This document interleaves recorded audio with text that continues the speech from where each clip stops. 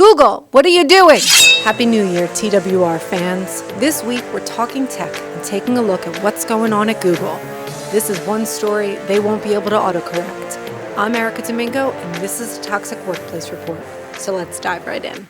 The NLRB found last month that Google has been interfering with, restraining, and coercing employees who are exercising their rights to organize. Specifically, in 2019, Google employees began their efforts to form their own union as backed by the Communication Workers of America, which is one of the nation's largest unions. The complaint filed by the National Labor Relations Board references the termination of 2 employees who were outspoken in their support of unionization.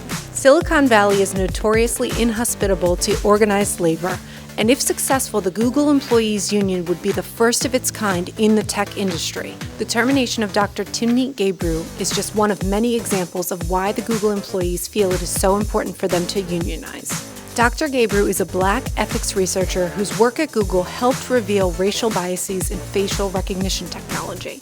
Dr. Gebru co-authored a paper discussing the biases in large language models, which are the libraries used by artificial intelligence to generate automatic responses. The paper found that the training data for these libraries came largely from white males and therefore created responses that were not necessarily indicative of how women or people of color would respond to messages. Instead of complying immediately, Dr. Gebru responded with a counteroffer, which was to meet with her supervisors and understand why she needed to remove her name from the paper, particularly when it didn't implicate Google specifically, but talked about the tech industry problem at large.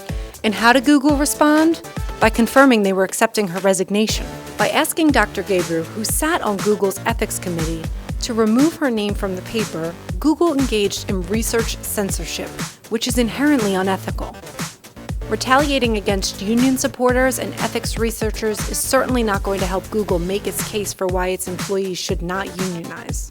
Thanks for watching this week's TWR. Leave your auto-generated thoughts in the comments below, and make sure you're following us so you can catch the next one.